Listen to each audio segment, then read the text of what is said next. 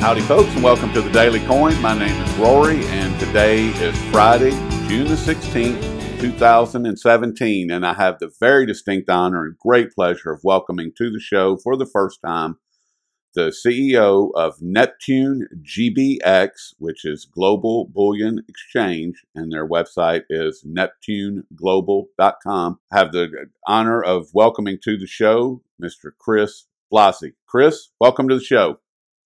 Thank you, Rory. I really appreciate being on. Well, I'm glad that you're here.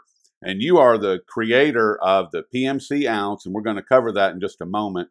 And you have more than 30 years experience in the financial and technologies industries. And you have also contributed your precious metals and financial expertise to a wide variety of mainstream media outlets. And I just want to welcome you to the show. And precious metals on Wednesday, the day of the FOMC meeting, they headed to the moon and then they went straight to the basement just as the pit closed. What happened with that? I know you've been in these markets a long time, and for all of us who've had to witness this and endure this, it was a classic interference. They were not going to let the precious metals continue with the momentum they had, because we know it's an indictment, right, of a system where people are losing faith. So they stepped in, and the paper contracts got dumped, and they brought the metals back down, and then some. And then some. Yes, it was brutal. I mean, they both gold and silver were going straight up. Then they started trading sideways for a couple hours, maybe 3 hours, and then right back down. I mean, it was pretty classic, you know. Deutsche Bank had their footprints all over it, and their crony friends at the other big banks. And there's been a lot of talk lately, Chris, about the cryptocurrencies, and in particular, the ones that I've been looking at and paying the most attention to are the gold-backed cryptocurrencies. And it seems that these might actually get some legs to them because there's some physical gold that's supposedly involved with them. And we reported at the Daily Coin about an app that's in China called WeChat. And earlier this year, the citizens were able to send tiny amounts of digital gold across this app in units as small as 1/1000th of a gram up to 1 kilo. And this could be then converted to physical gold in any bank in China. Now we have the introduction of Zen Gold, 1 gram.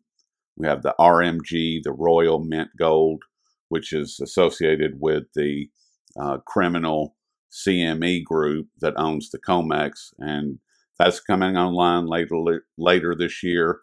OroCrypt is another gold-backed cryptocurrency coming online later this year. What impact, not today, but over the next several years, what impact, Chris, if any, will this have on the current monetary system? So, wow, that's a big topic, and it's really important for us here. So first, it's almost like the impact. Well, let's just talk about it on the precious metals market, the gold market. You know, the ETFs were really launched back in 2005. As the physical precious metals market was in a multi-year rally. And that obviously took a lot of interest away because a lot of people who may have gone into the physical precious metals market would get talked out of it and were herded into ETFs. Many of them, or let's just say some of the largest ones, really are not fully backed by precious metals. I think the digital cryptocurrency that's gold-backed is nice in theory, and it is great, but you always have to look at who is sponsoring it, and are you really going to be having direct ownership and convertibility that is being that's being advertised? So it sounds great. I think we have to see how it plays out, but I'm going to go back to the basics, and I know sometimes folks want to maybe talk about things that are more exciting, but who is sponsoring it, and really what's the aim? Is this another tool, another vehicle to really have a inventory that's questionable as far as its how populated it is. Is it fully we'll say backed, and are really people just being given digital units, and that the conversion will either be very expensive, or if there's too much of a demand for conversion to physical, it'll just be stopped. That's an excellent point. Just stopping the conversion.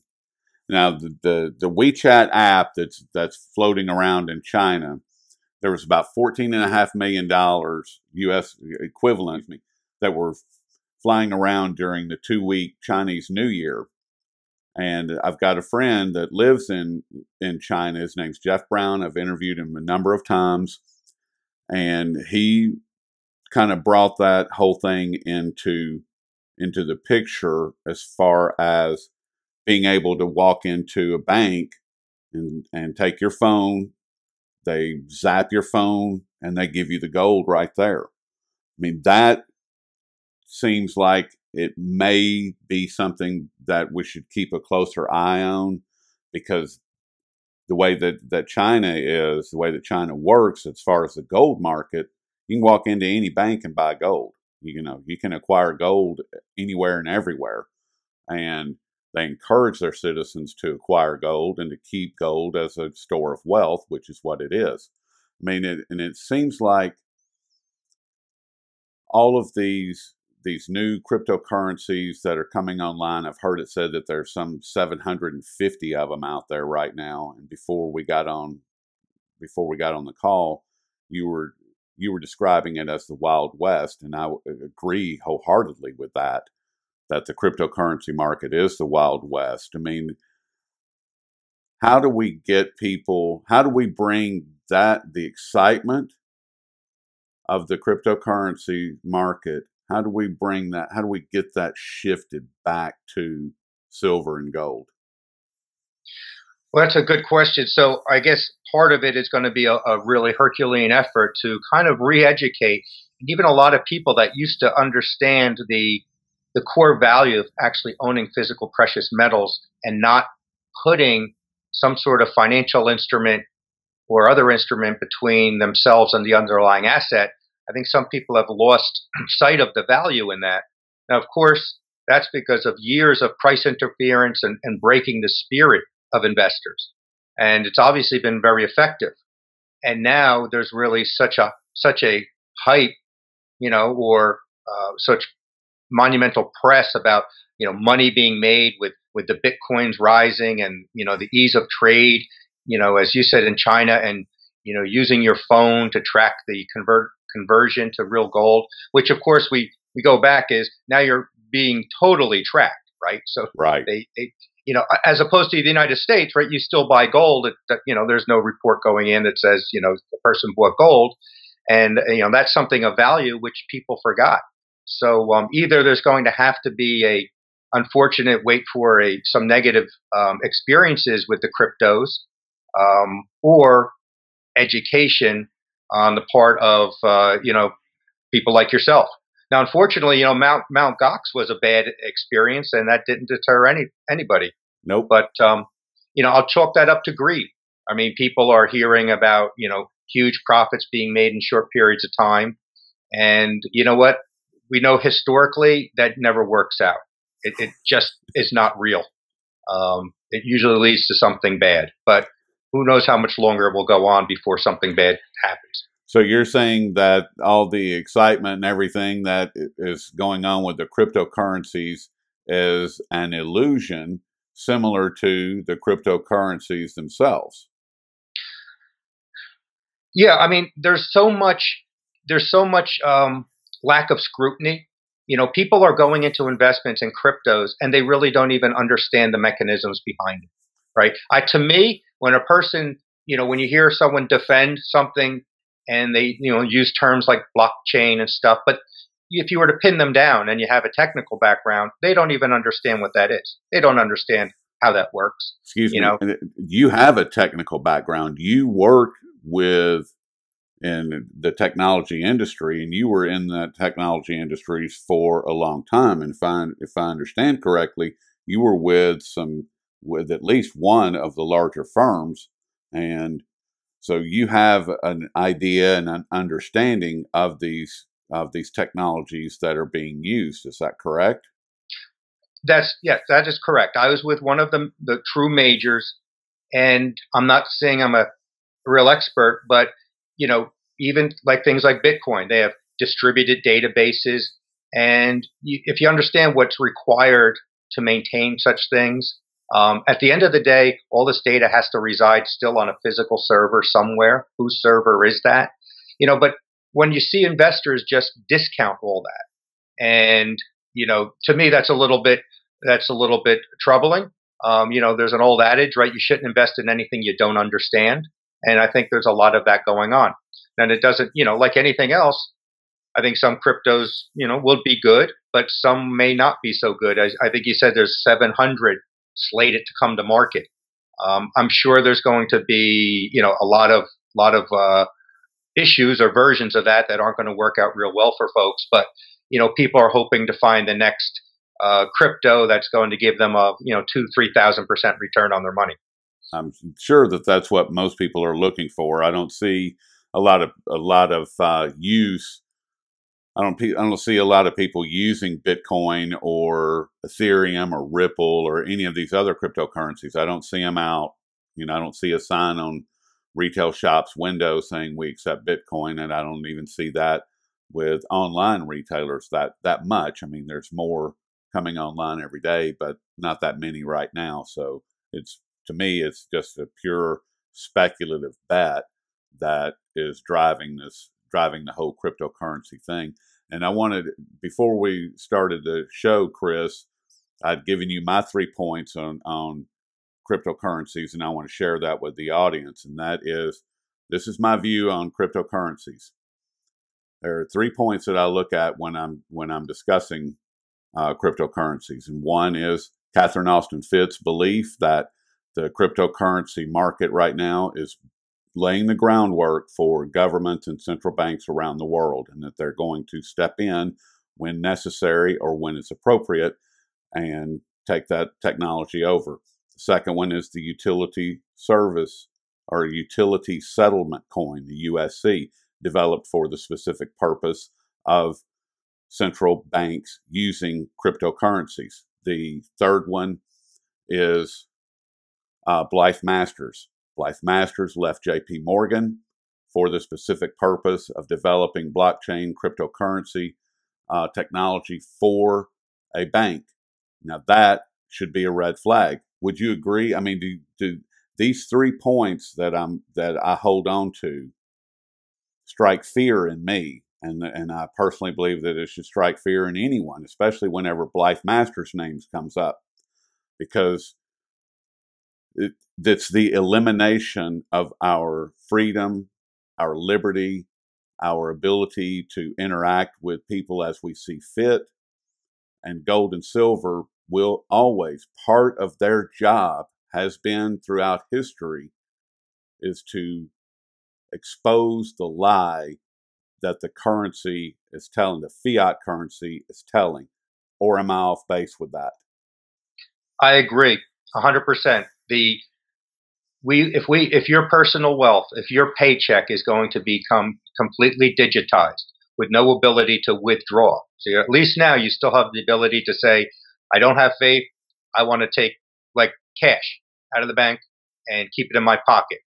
The fact that people don't appreciate how important that is and fundamental that is to personal liberty is a little disturbing and an indictment on our education system. And once you go to a fully digitized system, you can now be completely controlled. And I'll just say quickly, I recall 12, 14 years ago when I was early on in the precious metals business, that reading about Fed minutes where the Federal Reserve talked about future moving toward digital currency and putting a time value on money, so that if you earned $100 for, say, the next 60 days, it would have the purchasing power of $100. But if you didn't spend it after that, it would over time lose value. It was a way to force you to be a consumer and not to save, which then becomes a society of just pure consumers with no ability to build personal wealth and the freedom and comfort that goes with that. So I concur with you, Rory. Who would that benefit if we don't have the ability to acquire wealth? It wouldn't benefit me, would it? No, it's going to benefit business, forcing you to turn around saying, well, my pay is going to get diminished if I don't spend this, and going out and just consuming and spending. Exactly. Not to mention the fact that once you can never get possession of your money, all sorts of things could be happening. You could be put on a list. You can be denied, the ability, to spend it even in the increments you want to spend. I mean, it's unlimited what then can be done as far as controls over an individual once they've surrendered the ability to manage their own money. Exactly. And you are the creator of the PMC ounce. And if I understand correctly, Chris, and you can correct me if I'm wrong, it's similar to, or it kind of functions like a mini mutual fund that incorporates the four precious metals, gold, silver, platinum, and palladium. And can you provide us with a brief overview of what PMC ounce is and how it works? Sure. So, and I'll just clarify a couple things because it's obviously it's very important. The PMC ounce stands for the precious metals composite. And just real quickly, when I created it, and it was really created in about 2009 and received a patent in 2013, what I looked at is I said there was two worlds in the precious metals. There was the Wall Street version, mutual funds and ETFs, and then there was the traditional bar and coin market.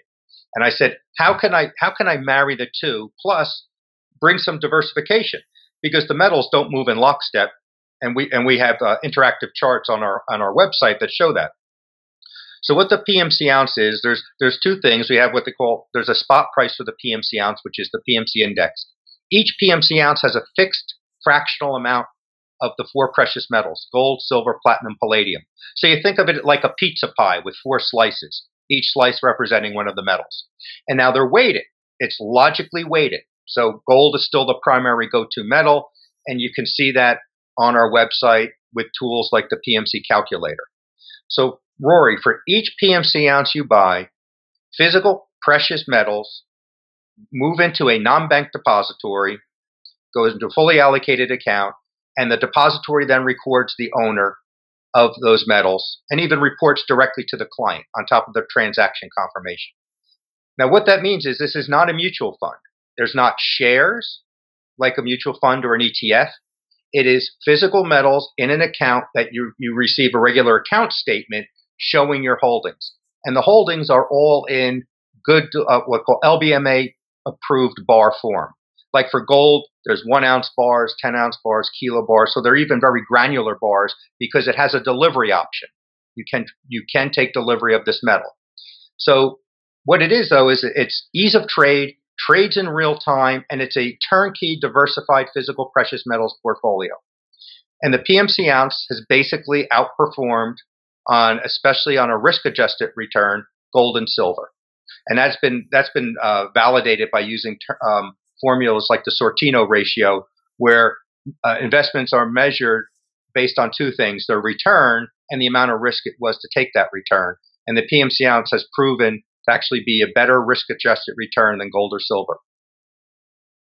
And then the important part is that it is physical metal, and that I would be able to get that metal. I could just call you up, send you an email, place an order, and say, Chris, I want my 18 PMC ounces, and ship them to this address. Sure. So everything trades in real time. So you can call and buy, and then you can call and sell, or convert.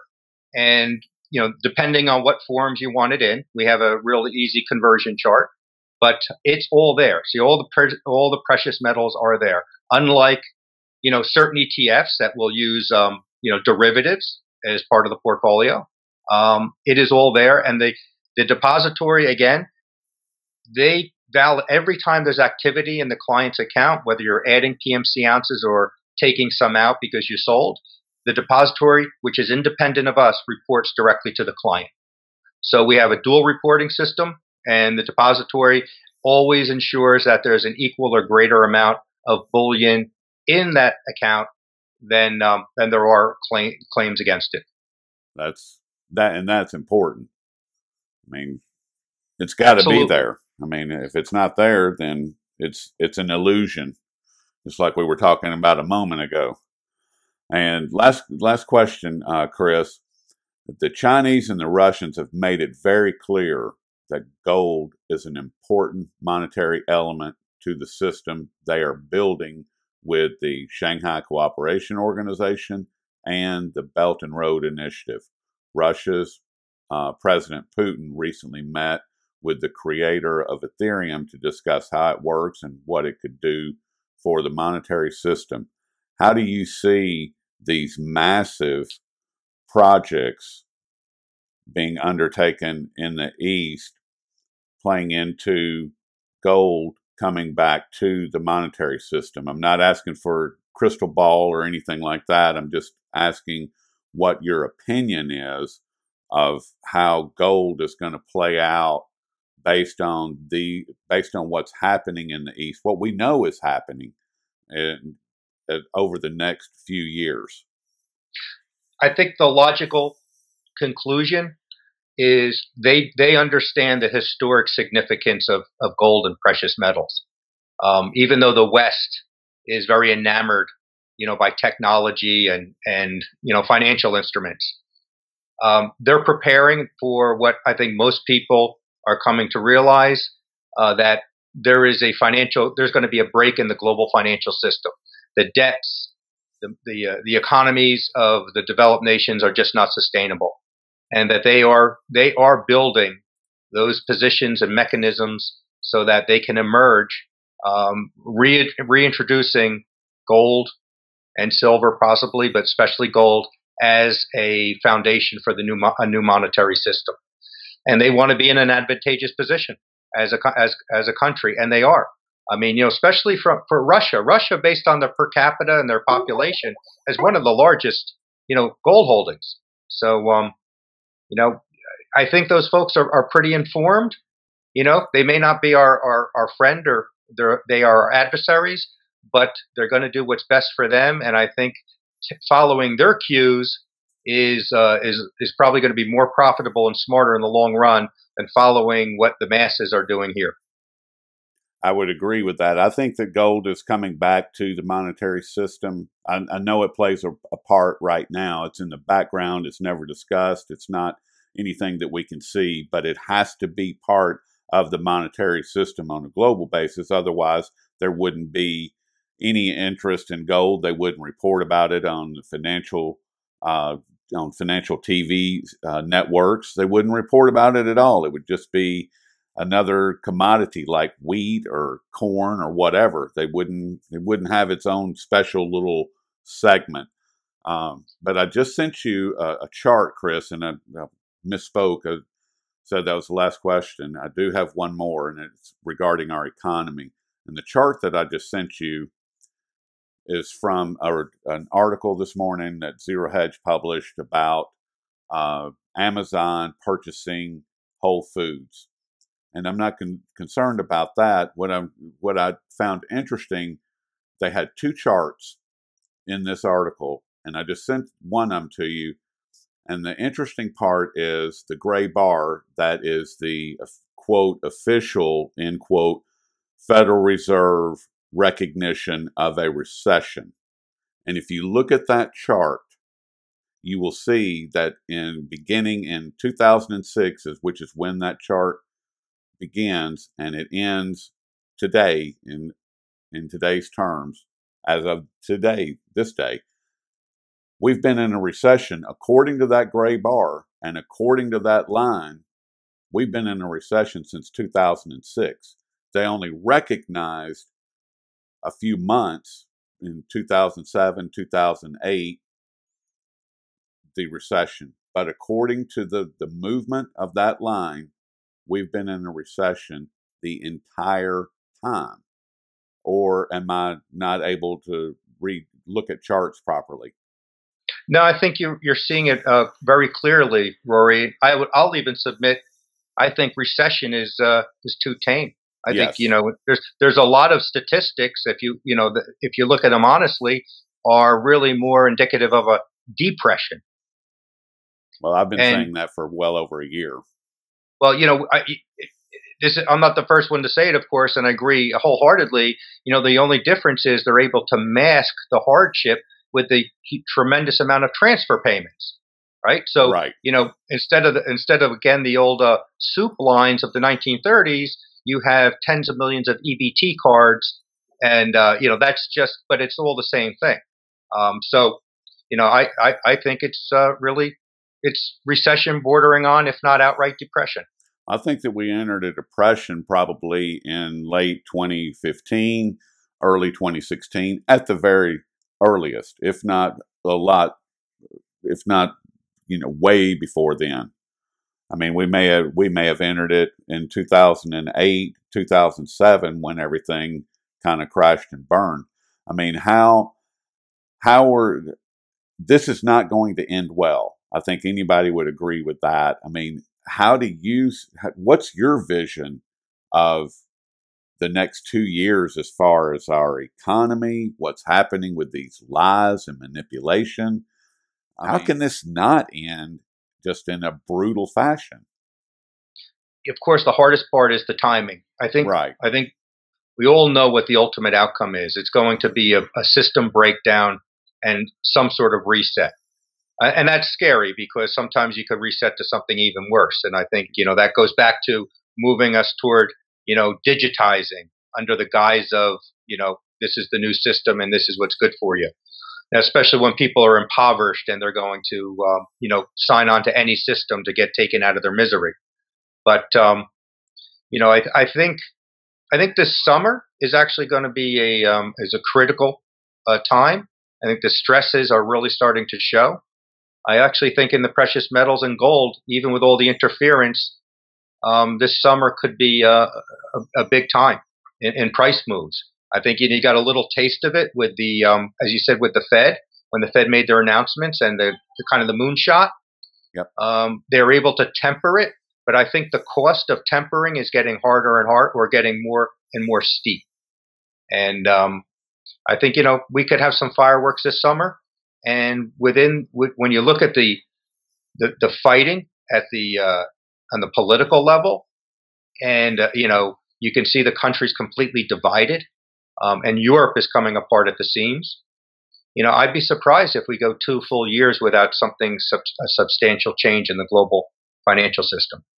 I would agree with that. I think if we make it all the way to 2019, 2020 without something very dramatically changing, it would be a surprise to me. But they're able to pull rabbits out of a hat. They've done it before. They could do it again. I mean, just like that chart. I mean, that chart is very clear about what's happening at the retail level, and there's nothing happening. Our future is looking a lot different than what I believe most people think that it's going to be, and I personally believe that gold and silver, physical gold and silver, through an instrument like PMC ounce, gold physical in your hand, that's really going to be one of the few saving graces that's going to help weather the storm. And if you don't mind, I just want to interject. A key part of the PMC ounce is the diversification, and why it's important, because the metals don't move in lockstep. If in 2000 and after, remember, gold and silver kind of peaked in 2012, and we had that 3 year basically bear market, 13, 14, and 15. People don't realize that palladium was up, and palladium for the last 2 years is up more than the other metals. And that's why we're not overweight in palladium, because it's a fixed fractional amount, but just the amount of exposure, the amount of ownership. I won't even call it exposure because it's ownership of amount of palladium and platinum. It smooths out the volatility associated with precious metals. So, if anyone is interested, we have this live chart going back to 2008, the PMC ounce versus gold and silver, and it's not about giving a higher return, even though it does, but it's about smoothing out the volatility. So had a person been in the PMC ounce, the huge knockdown that silver experienced, right? Right. Almost 50, now down to, where it is now, 17, they wouldn't have had that catastrophic pullback. And that's part of any good portfolio, managing it. But we're still true. We are true to physical precious metals here at Neptune Global and the PMC ounce. And that's why it has a patent. It was the only product that breached, and got right in the middle of that divide and said, I have a physical diversified precious metals product, trades in real time, but there's no financial instruments. So, I appreciate the opportunity to chat with you about it, Rory. Well, I'm glad that you're here because this has been great, and I kind of wish people had the opportunity to listen to the pre-interview because Yeah, that was very lively. Yeah, off the record conversations can always be the best, right? And we've been speaking with Chris Blasi, who is the CEO of Neptune Global, Neptune GBX, and GBX is Global Bullion Exchange, and you can find all of Chris's work and find out about the PMC ounce at neptuneglobal.com. Chris, thank you for all your time today. It's just been great. Thank you, Rory. It was great meeting you, and hopefully we'll chat again in the future. Well, I look forward to it. So have yourself a good weekend, and I'll talk with you soon. Thank you.